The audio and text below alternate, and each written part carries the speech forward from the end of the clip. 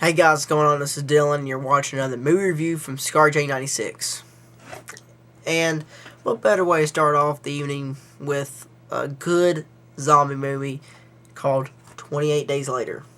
Now, most people would say, it's not a zombie movie, but to me, it's a zombie movie. Some people would just call it an infected person movie, but whatever. This is the widescreen edition. This movie's directed by Danny Bold, the director from Transporting, which I'm not seeing. The movie is this is probably one of the only movies as a kid I watched that really freaked me out. Mainly because it was based off of real diseases and viruses and stuff like that. But yeah, basically what this movie's about is about, the movie starts off at the very beginning of the movie with this, camera's a little going out of focus here.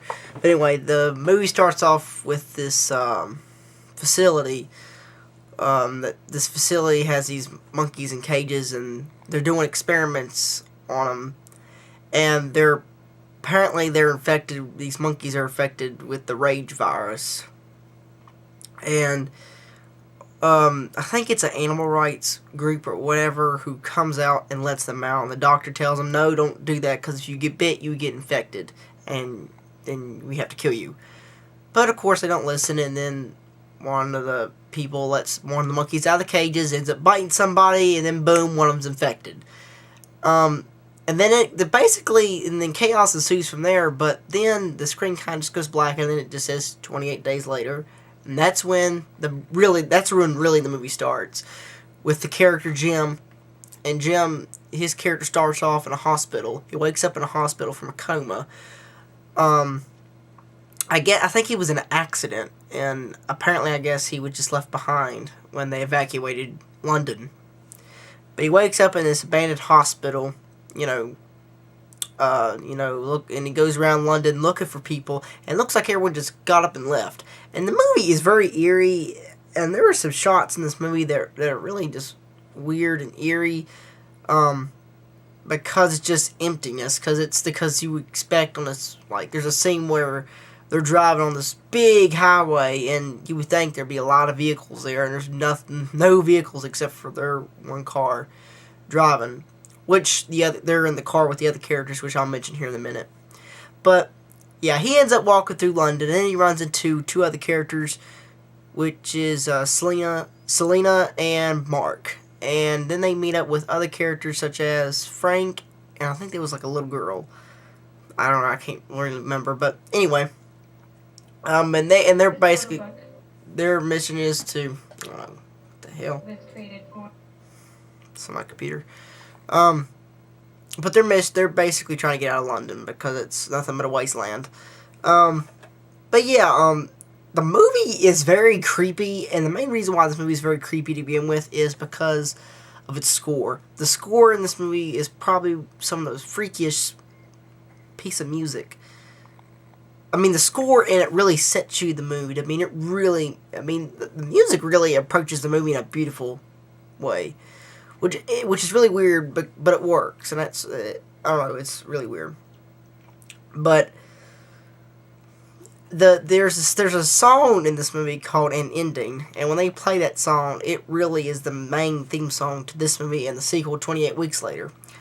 And it really is a weird piece of music, and it really sets, I don't know, but it really is weird. A weird, creepy piece of music. But, there's not that many flaws with the movie, really. Good acting. The character Jim, I thought, was awesome. There was one thing they'd done really good in this movie was very, very, good character development. They'd done a really good job of spacing out the characters and letting them tell their stories. And so, that's one of the main reasons why I like this movie, because it really gave you time to grow and like the characters, rather than just being throwaway characters the whole movie. But the only flaws in this movie, I would say, is the first flaw would probably be, there's a lot of shots where they're walking around London and there's basically just paper everywhere. Now, if a zombie outbreak happened in London, I don't think that I would just see little bits and pieces of paper blowing into the streets. Even though they did evacuate, I would think you would see some wrecked vehicles, and some devastation factors. But there's hardly no devastation in this movie. Like there's hardly any wrecked vehicles at all, really. There's very few wrecked vehicles in this movie. Probably the only scene that's got a lot of wrecked vehicles in it that you see is in the tunnel scene, where they're driving all the cars and they get a flat tire in the tunnel. But another thing too, the ending. Well, I mean, this is a spoiler here, so I'm gonna skip this. But the ending to this movie is basically they run into these soldiers who have barricaded themselves from the cities, around them. I think it's Manchester and London, and they end up. And then the movie kind of slows down. It's funny that the back part of the movie really slows down when they get to the soldiers' headquarters. But they end up finding out that the soldiers are only there. They only want women, and they're not really there for survival. They're just really there for the women.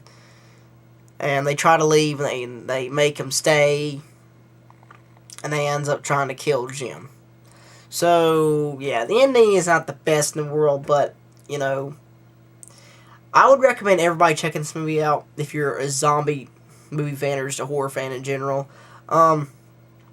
Now, bonus features include audio commentary with director Danny Bold and writer Alex Garland, 3 alternate endings, deleted scenes with optional commentary, Pure Rage, the making of 28 Days Later, featurette, Jackknife lead music video, animated storyboards, still photo galleries, and theatrical trailers, and more. So you get a good amount of special features on this movie, and I would recommend this movie definitely. This is one of my favorite zombie movies. It's definitely up there with Night of the Living Dead, really up there. But yeah, that's my review on 28 Days Later. Check it out, because it's definitely a creepy movie. Another thing I don't want to mention too, this movie's got a really gothic feel to it. A very depressing movie. But that's just my opinion. But anyway, it's 20 Days Later. Check it out. It's awesome. And I'll be back with another review, and thanks for watching, guys, and see you later.